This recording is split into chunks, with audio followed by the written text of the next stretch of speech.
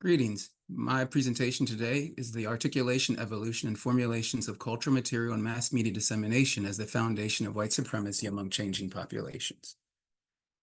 Aristotle aligned and assigned the definition for fear as fear is pain arising from the anticipation of evil. The evil that we'll be discussing today is predicated upon the formulation of the Negro threat as America grappled with its transition from one primary population to a changing population. We'll be looking at the 9-stage incremental formulation of the Negro threat.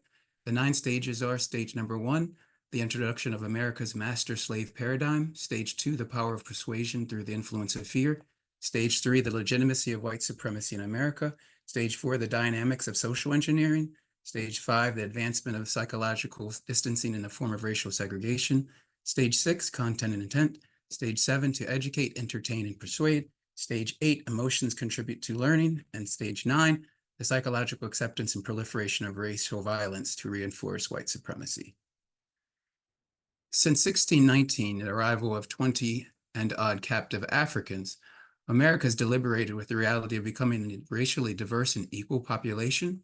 Furthermore, the historical basic narratives of this changing population in America, they have failed to extrapolate upon how white supremacy has both evolved and influenced this new nation. In many ways, scholars have not focused on the dissemination of various kinds of cultural material dissemination. These products, as Dr. O'Brien alluded to, function to degrade and inhibit the economic, political, psychological, and social maturation of this distinctly unique population. They also were complicit and compliant with regard to disseminating racist attitudes, beliefs, and behaviors that are essential to legitimizing white supremacy in America. It is to be noted that the Africans, when they transitioned from Africa, prior to leaving Africa, they were accountants, bankers, blacksmiths, contractors, doctors, politicians, members of their community. And they were endowed with the notion of personal freedom and social capital. But when they transitioned to America, all of this was eradicated.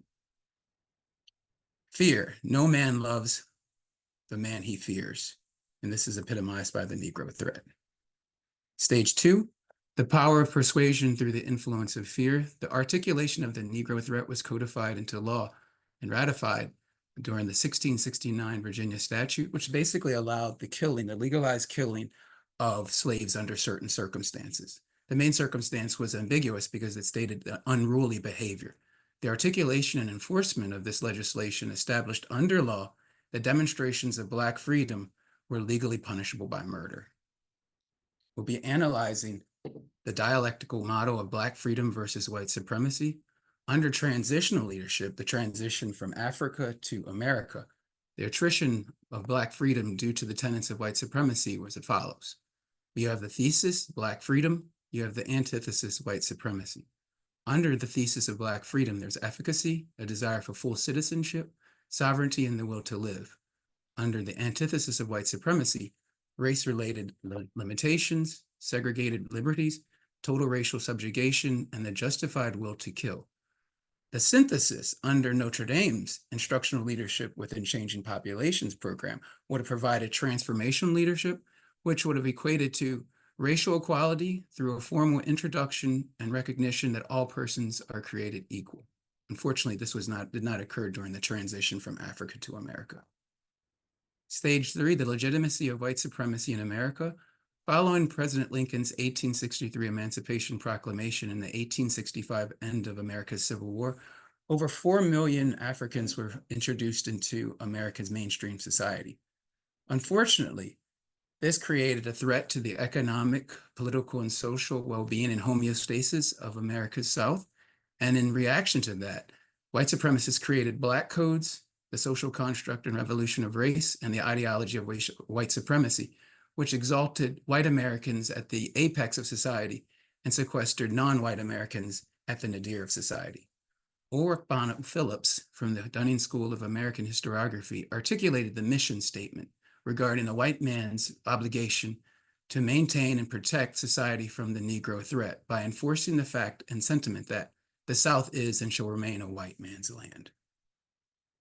Stage 4, social engineering, is the process in which members of a society are manipulated to manufacture a specific outcome. Congruent with U.B. Phillips' declaration, white supremacists promoted the social construct of race. This was acquired through the dissemination of human evolutionary theories like chronology, Darwin's theories on survival of the fittest, and eugenics, which was the establishment and led to the establishment of a binary relationship between America's free persons and white Americans. It espoused and promoted the beliefs that people of black skin represented a bestial, depraved, and devolving population that was a threat to the civilized, genteel, and moral white Americans.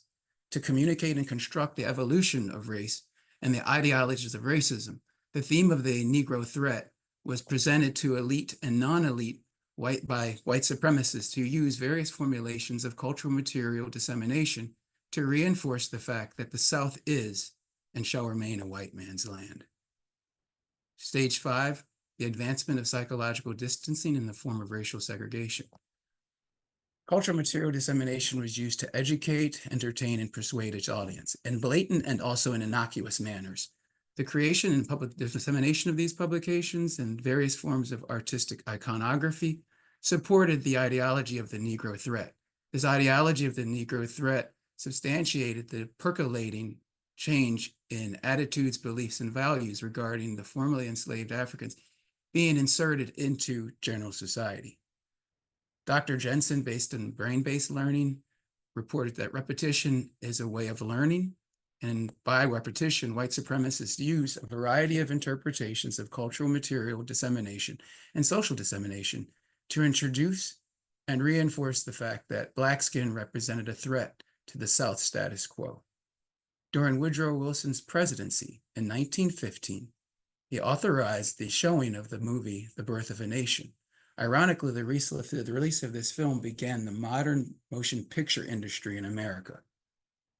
Stage 6 is content intent. Though the courts say that we cannot legally determine a person's intent because their intent is sequestered within their cerebral cortex, we can analyze and scrutinize the contents of cultural material dissemination.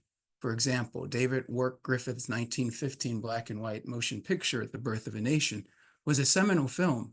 It also utilized blackface. Blackface is the process of taking burnt cork materials and residue or shoe polish, and white actors would wipe all of this on their faces, cover their hands, arms, and other appendages, so they could fully personify the Negro threat and convey to society that the danger that was posed by this new population presented a challenge to the survival of the South's economic, political, and social well-being. If you could take a look at this image, and I'll extrapolate it just a little bit, in the lower left-hand corner is a Caucasian actor who has put on shoe polish on his face to emulate the Negro threat. You can see the contrast, the unique iconographic contrast between black and white film and that menacing look in that person. If you get a chance, please take the opportunity to click on this link. It will give you an example and further extrapolate what I'm sharing with you. Stage 7, to educate, entertain, and persuade. We have a few examples of the cultural material, starting with the elite version, which deals with scientific racism, entitled America's Greatest Problem, the Negro by Dr. Shuffle. Within the contents of this book, Dr. Shuffle talked about craniology, which is a science that studies skulls and the dynamics and dimensions of the skulls. Predicated on the dimension of your skull, it was determined about your ability to be racially superior or racially inferior. The next item is an advertisement for minstrel shows. All coons look alike to me. The term coon is a derogatory term, a line for African Americans, and I can extrapolate upon that during the question and answer period. The minstrel shows, the actors also use blackface to manipulate the image of Negroes as a threat to society. The next image is an image from a postcard that was in circulation in America in 1905. The individual that is depicted seems to be a person that works in the field, and notice her somewhat curious facial features. In the lower left-hand quadrant, starting from the left, you'll see the epitome of the Negro threat advertised. You can see to the left, a Caucasian male of a business stature, equipped with dress shoes, a dress shirt, dress pants, and an attaché case. And behind him is what is perceived as a horde of spear-chucking members of the Negro threat. Next to that, to the right, would be an image of the quintessential plantation mammy. The mammy was in charge of taking care of the slave owner's home, family, cooking meals, and cleaning. As long as she stayed in her station of life, a subservient role, her life would have been fulfilled. But anytime she tried to acquire Black freedom, her life would be challenged. Hit the N baby. I was raised not to use racial slurs, so that's why I'm using that. But this is a popular carnival game. People were able to purchase balls for a certain amount of money. And in this portal, a person of color was hired to protrude their head out of the hole. During this game, it was the task of the person that purchased the balls to throw and strike the colored person's face. This was an innocuous way to demonstrate that racial violence against persons of Black skin was actually acceptable. Pop culture on the right, in the last image, is Agatha Christie's 10 Little Ends. It is a fictional book about murder and mayhem that takes place on a fictional island called Enville. And you can see that there's in the front of it the lynch theory and thesis within white supremacy and the enforcement of white supremacy with the rope hung or tied around the doll's neck. I will also expand upon that in future slides. Stage 8, emotions contribute to learning. One of the primary foundations of white supremacy in America was the fact that the killing of uppity or mobile African Americans or persons of darker skin was justified by non-court sanctioned violence against Black Americans. This urgency of white supremacy-sponsored racial violence was the resolution to the complacency of Aristotle's fear, which this study has outlined as the fight, no flight syndrome. Usually when we're contested or faced with any type of challenge or fearful challenge, usually there's two options. But white supremacists did not need the flight option because they were sanctioned and authorized to use the fight option. So therefore, the racial violence that was codified into law on October 20th, 1669 by the Virginia Assembly justified that killing unruly slaves was an act to preserve the fact that the South is and shall remain a white man's land. Stage 9, psychological acceptance and proliferation of racial violence to reinforce white supremacy. This study will be using a 5-case study methodology, and all of the 5 that I'm going to outline are demonstrations of collective and individual abilities or chances to take and acquire Black freedom. For example, the Wilmington, North Carolina massacre of 1898, the Chicago race riot of 1919, the destruction of Tulsa, Oklahoma in 1921, the burning of Rosewood, Florida in 1923, and the 1965 march from Selma to Birmingham, Alabama. All of these examples, for example, the 1965 march to Selma to Birmingham, Alabama, that was for civil rights. If you look at the Wilmington case study, that was a mellifluous town that was multicultural, that was thriving. It was thriving so well that white supremacists decided to destroy it. If we go and take a look, and the historical notions have demonstrated that for every action of Black freedom, there was an opposite reaction like floggings or lynchings. These were designed to extinguish the Negro threat and to demonstrate that Black freedom would be a way to lead to your own demise. An individualized case study occurred in 1918 when Mary Turner, in response to the unjustified lynching of her husband just one day prior, she voiced her displeasure. White supremacists were made aware of this. They kidnapped Mary, took her to Folsom Bridge in Brooks County, Georgia, tied her by her feet, suspended her in the air, doused her body with an inflammable substance, lit her on fire. As the fire dissipated and burned out, a participant within the crowd took a meat cleaver, gouged it through her womb, cut it open, and gravity pulled her 8-month-old baby to the ground. Another participant within this activity came over as the baby cooed. He crushed the child's skull with the heel of his boot. Before they left, they turned and then riddled Mary's body with hundreds of bullets. It is to be known that no one was arrested for either the murder of Mary, her baby, or her husband. Stage 9, psychological acceptance and proliferation continued. We have image number 1 here to the left is the murder and lynching of Sam Hose in 1889. This was an advertised event. Over 2,000 people were in attendance and no one was arrested for his murder. The second image, Emmett Till, the before and after. Here's the before. Here's the after, the subsequent racial violence for him allegedly just simply saying bye baby to a Caucasian woman. This is the next image is the fallout from the bombing of Greenwood in Tulsa, Oklahoma, in which the United States government actually assigned planes, military planes, to bomb a thriving community that demonstrated the apex of Black freedom at that time. And in the bottom are two still photos of the murder of Ahmaud Arbery in Glenn County, Georgia. And interestingly, in a Georgia courtroom, in her closing statement, Laura Hogue, in her closing statement, encapsulated the articulation, the reinforcement, the evolution, and the formulations of cultural material and mass media dissemination regarding the maintenance and proliferation of the bestial, untamed Negro threat. This stereotype has been ascribed to Black men as the foundation of white supremacy. As Laura concluded her closing statement, she told jurors, turning Ahmaud Arbery into a victim after the choices that he made does not reflect the reality of what brought Ahmaud Arbery to Scintilla Shores. In his khaki shorts with no socks to cover his long, dirty toenails. Hogue's articulation in response to Arbery's murder supports the contention that the South is and shall remain a white man's land. I thank you for your time. Are there any questions? So, Robert, that was a really powerful presentation, and I read through your entire presentation, and I think this is going to be a phenomenal study. I do have a couple of questions and Yes. a couple of comments. Okay, thank you. So, for one, I think the first time, and I also want to give you some recommendations too for some books that I think would be really helpful for you as well. Okay, thank you. And actually, I just got an email from your third reader. Dr. Jefferson? Yes. So actually, if somebody else wants to ask a question, let me see what he's saying. I'm sorry, Mr. Kellogg, can I have them present it to me later today? Robert, can you stop sharing so we can, well, we can't see your face, but we can see everybody else's faces. Okay, stop sharing? Okay. Yeah. Okay. I was wondering if you could tell us a little bit about your methodology for how you're going to go about conducting this historical dissertation. Yes, so I'm going to be using the thesis, evidence, and conclusion. The thesis will be about the articulation and enforcement of white supremacy.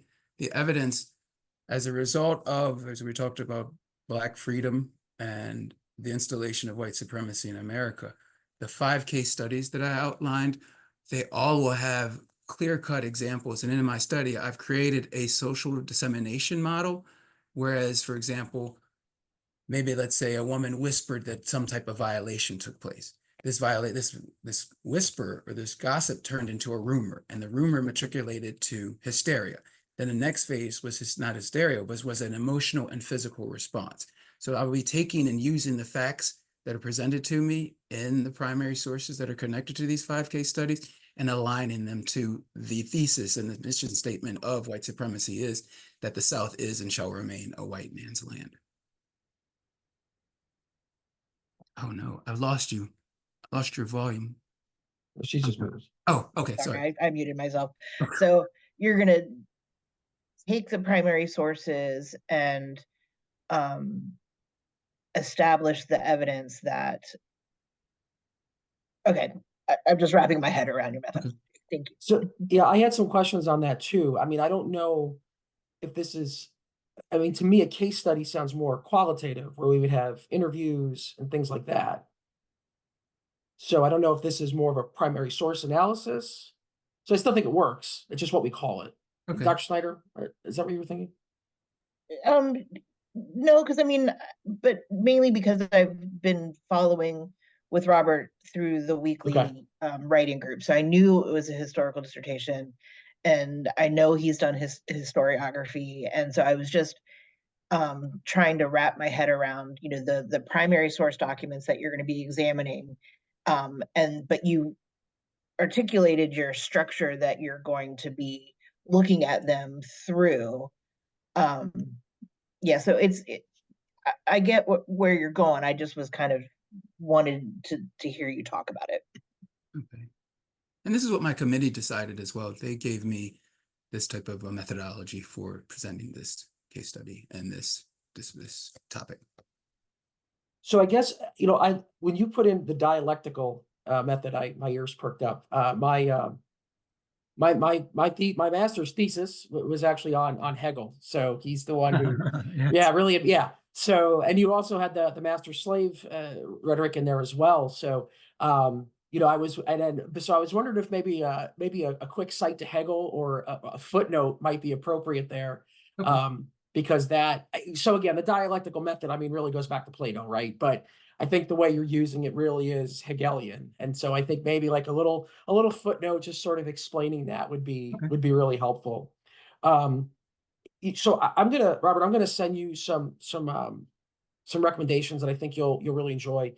Um, and I think something that you can really delve into and explore versus for the history of this, you know, in the 18th century, right, we really start to see, you know, as Europeans are starting to explore the world, they're starting to, you know, they're starting to come in contact with many different things that they had not seen, different species, different people, different lands, and they start to develop these theories of classification. And in the 18th century, I don't want to say they're benign, but by the 19th century, they had taken on what you had started talking about, that what we would call today junk science, the phrenology and the, you know, ultimately a lot of this culminates in the Nazi racial science and science against women and science against you know, darker skinned people, and even the term Caucasian, right? It's an incredibly racist term that we still use. So I think maybe some of that, you know, you could have some more of that history in there. I think that would be really helpful, just kind of showing how we go from, you know, when those 20 African servant slaves, right, land in Jamestown, there's a scientific movement, you know, starting to happen at that point. And by the 19th century, it really ramps up, and we get, you know, today this what we call junk science. And I think that's a really important point. Um, that can underpin your entire dissertation and underpins white supremacy completely, because many people in the late 18th and then into the 19th felt that they were scientifically justified in having these, not to mention also the religious justifications as well. Like, I don't know if you're familiar with the Hamitic hypothesis, where people scoured the Bible to try to find, you know, justification for slavery. So Yeah. I think you can mention some of that as well. And I think you did have some of that in there. Yes, like the Curse of Ham, for Yeah, example. right. Yes, yes. So again, I don't know if you need like 18, 19 pages on this, but I do think some mentions of it, you know, especially as it evolves from the 18th, you know, really into the 19th century, I think would really underpin, because it's, you know, it's not just whites feel they're superior, they do, but they have what they feel is, you know, a justification for that, scientific and a religious justification for that. And they feel like it's hard to argue with. Yes. Um, so that, I think that would really help to strengthen. The other piece I also wanted to call your attention to, when you had said, I read through your proposal, you know, white males, I think you might need a little bit of parsing on that. Not to say it obviously was white males, but thinking about some of the class differences too. When you had, you know, in the 19th century, in slave owners and the ones at the top of the Southern order have a little more to lose in this system than, you know, poor whites do. Not that poor whites don't hold those attitudes, many do, but some actually don't. So I think a little more nuanced, you know, I don't think you need a lot there, but maybe just a little bit. Um, and then I had one more, no, dialect. I thought that was good. Oh, and one more thing.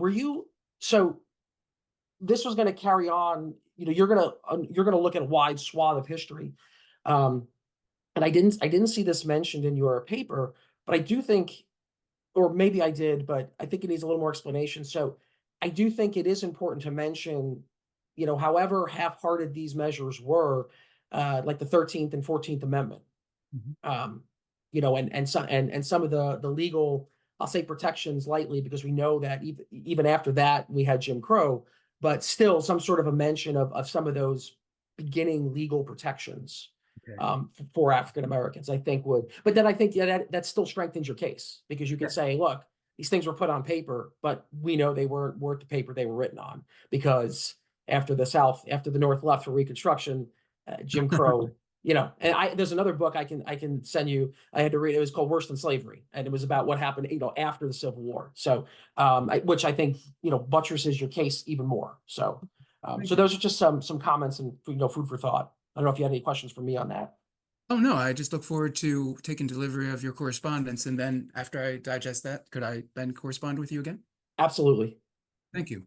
Dr. Letizia, I mean, one kind of follow-up thought or question I have to what you're talking about with the, the ideologies that were put out there and ideas that were used to support the institution of slavery. And I think what's interesting is how the ideologies shifted, like to justify kind of the changing position of Blacks in society across the 18th, 19th, 20th century, because during slave times, it was like, oh, these poor Black creatures, they need to be enslaved because they can't take care of them. And then it shifted very quickly during Jim Crow to, oh, these dangerous Black men, we have to keep them down. And that, leads to 20th century mass incarceration ultimately. So, I mean, I think some attention to how the inconsistencies and how it was used, like it's interesting and it brings something out. And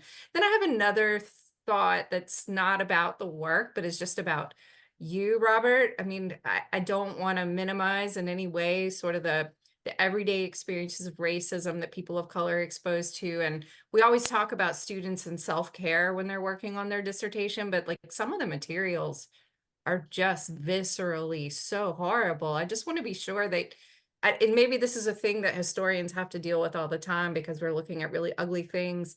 I hope you have a way to take care of yourself and process the really nasty things that you're steeping yourself in with this study. Because Thank you, even just watching your proposal, it just makes me feel nauseous, some of the images and ideas. Thank you, Doctor. Thank you. I was, first of all, I'd like to address, yes, I agree with you, your first statement about the synthesis or the evolution from paternalism to like the stepchild syndrome, correct? Because there was an unwritten social contract. As long as you stayed in your place, we will take care of you as a child or not subject you to violence. But once you stepped out and started gaining certain freedoms, whether incrementally or not, then it was almost like, okay, we do not know who you are, and you are now persona non grata. And yes, you are correct with Dr. Durham with regard to self-care because it is difficult. It has been difficult. I grew up in a home that didn't even talk about color. And then I've said black and white more just in the last 3 years than I have in my entire life, outside of just talking about couture and cars, so to speak. But yes, so thank you for bringing that to my attention as well. Sure. It's going to be a great study. Robert, there was one other thing kind of along those lines. Your first mention of the term white supremacy, it's in your title, and then you mention it, in the first paragraph or so. I'm just wondering, that is such a loaded term. Obviously, I think you need to keep it, but I'm just wondering if maybe you need a footnote there and just kind of give a little background of what you actually mean, because the term white supremacy, as far as I understand, really wasn't, I mean, the idea that we think of white supremacy was definitely present in 1619, but that actual term, wasn't, from my understanding, it really begins to develop in the sort of like we were talking about in the 19th century, and with some of this racial science. So obviously those ideas were taken for granted in 1619. So I just wonder if I don't think you necessarily need to pin down the first time it was used or anything, but maybe just state that white supremacy is a more recent term, and you are kind of applying it because it does hold. The idea of white supremacy still holds in the 1600s. It just might not have necessarily been called that, or the way we understand it, that term. So I think maybe that's just like a footnote. No, I like that. So basically research the etymology and the evolution. So I'm going to send you a book. I read it during grad school, 18 something years ago. And maybe it's a little dated now. His name is Loring Brace, and it's called The Invention of Race. And it chronicles, and some of the things you had cited were in there. But it chronicles basically, how we get to this idea of race. And so I think there should be some of that in there. And so I think you could probably even use that for that. And I'm also going to give you some of the work from my master's advisor. This was actually one of his areas of study, was the creation of racial classification. And so, talking about the terms Caucasian and the 5 different races, right? Which we know is all junk science now, right? Sure. But even some of those terms that we still use, Caucasians, we use that because, there were some of these thinkers that believed that the most beautiful people in the world came from the Caucasus Mountains. And that's where we get the term Caucasian from. And then there was a subsequent sort of degeneration from each step from there. So you have white and you have black and you have brown and you have red and yellow. And they made these classificatory systems on this. And so, like I said, we still, every time I see the word Caucasian on like the census or something, I cringe. I'm like, oh, it's such a terrible word that we're still using. And that's where it comes from. So this is like, it's just ingrained. Okay. Thank you. Thank you.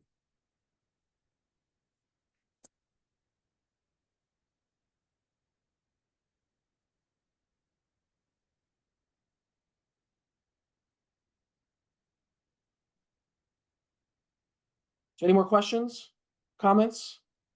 Not at all. Thank you. Thank you for your time today. Let's say, Dr. O'Brien, do you have anything, being another member of his committee? Just to say that, I've been very impressed having a chance to work with Robert and seeing the evolution of this idea. Very impressed with how he has looked at some of these mediated images and analyzed them. And I just look forward to continuing to see where he goes with it. Thank you, Dr. Bryan. Okay, so at this point, Robert, I'm going to put you back in the waiting room and we're going to discuss, and then we'll bring you back in. Okay, thank you. And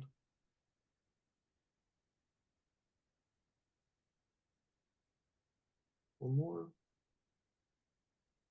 Where do you wake up?